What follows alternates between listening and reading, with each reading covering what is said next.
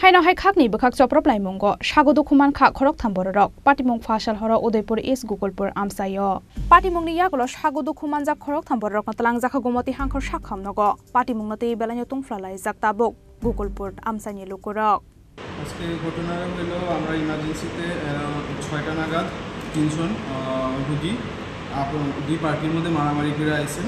তো এর মধ্যে তিনজনই মোটামুটি সিরিয়াস।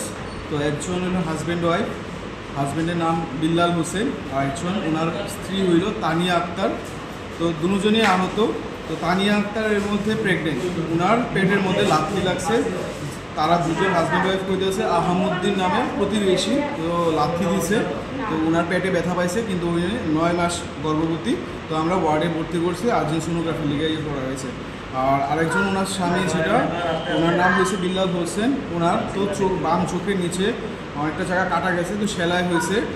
তো আমরা সিরিজ স্ক্যানের লেগে অ্যাডভাইস করে ওনারা ওয়ার্ডে ভর্তি করছি। তো অপোজিট পার্টি আরেকটা আছে আহমুদ্দিন, ওর বয়স 21 বছর।